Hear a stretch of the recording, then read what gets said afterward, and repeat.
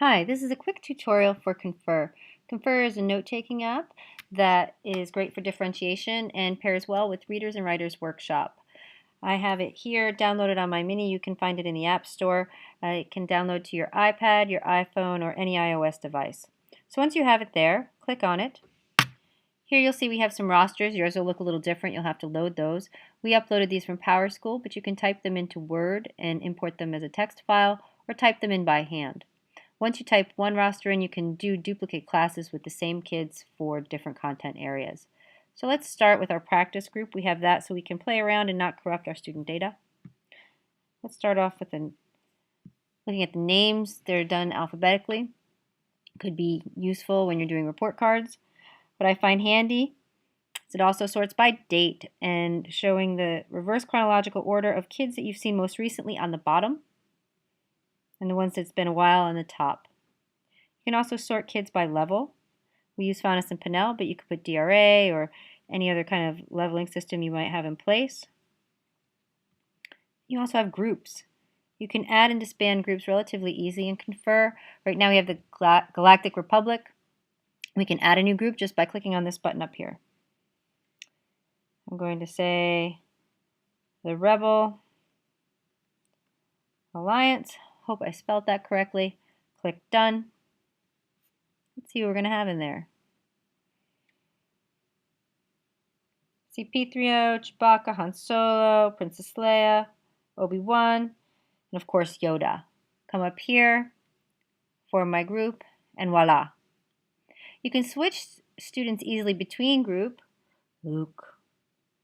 Come back over just by dragging. So just voila. You can use these for lit circles, and just any type of project you have going on. If you want to get rid of a group altogether, say they're done and moving on, you just click on this red button here and disband the group. No more. Bye-bye, Rebel Alliance. One of my favorite views is flag. So the flags are very handy if you're doing on-demand writing or some type of informal assessment. You can flag a student just by clicking on this flag. There's 5 colors: red, yellow, green, gray, white. Let's leave Boba Fett red for now. So I can pull these kids at the same time for a similar mini lesson or skills that we're working on. Once a kid may have demonstrated mastery, you can change that. If I come out of this group, or the flags view, and then go back in, you'll see that that person has changed, right? So it automatically can change your view if you come down here, switch out and go back once you change their color. So here I might want to change it to a red flag, whatever I've designated that to mean. If I come out of there, click on group, come back in to flags, that change has been made. Okay. Let's look at entering student data. We'll start with individuals first. So let's go back on the subjects. And just look at names. Let's enter something in for Admiral Akbar. So I'll click on him. And up here you have add a new note. So I'll click on that. And here I can say working on rate and intonation of reading. I might say strength, could be stamina. And the teaching point I might have, I can type in, just say heed punctuation. Maybe this kiddo has flying through commas or something, doesn't pay attention to periods, his voice doesn't change for question marks. Hit save, otherwise it won't, so that's up here in this corner, save, and voila. Right here you'll see my tag, working on rate and intonation of reading, strength, stamina, heed punctuation. Oh, I forgot the next step. Well, I can just click on that. Next step.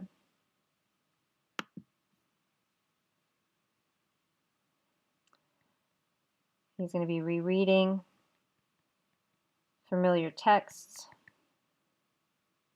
I think I want to add another one to that. The develop strategies for self-monitoring, because maybe that's not happening.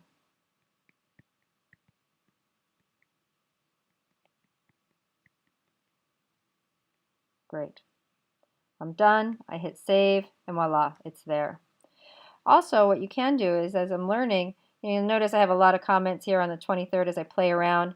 Maybe I want to get rid of them. I just swipe to the left, this delete button comes up, click on it, and it's gone. Swipe to the left, gone. I love school, not today, gone. So that cleans things up nice and easy for me. Now, where Confer really starts to get powerful is when you start to enter data in the small groups.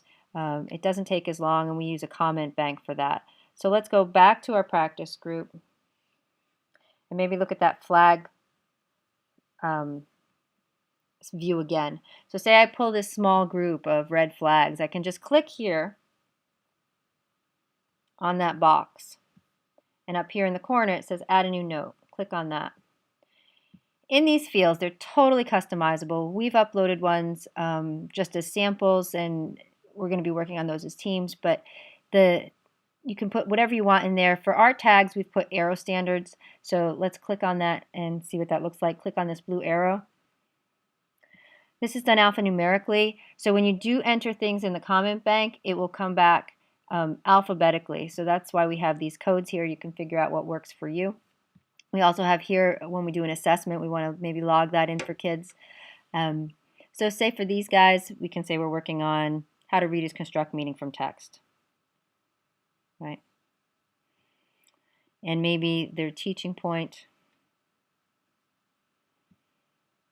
is going to be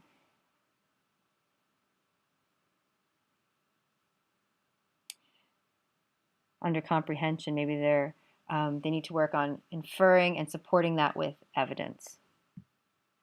We want to come in and do some next steps. Now this is by level. It doesn't have to be. This was designed for guided reading group. Again, you can put anything you want in here. Maybe it's the DRA things. Maybe it's the Reader's Workshop Continuum. This is just something we're trying out for now. So maybe level M, we're going to say goes beyond text to make more sophisticated interpretations. I'm going to hit save. And all these guys have that entered in with a few clicks. Now, if you come back into this name and date, and I look at Admiral Akbar's, it's all in there, right? This is great because every kid has their own longitudinal record, as well as you can look at how they're doing as a group. Also, I didn't mention that they have these general notes here. You can click on this field. You can add all kinds of things. Like this kid has some accommodations, alternative testing, extended time. Perhaps you want to put some phone number in there, or maybe there's some other kind of note, a medical alert if you're careful with your iPad. That might be helpful. When you're done adding that note, you hit done. You can go back. So that's it for today. I hope you enjoyed the tutorial. There's more to come for more sophisticated features, but this is enough to get you started. Have a great day.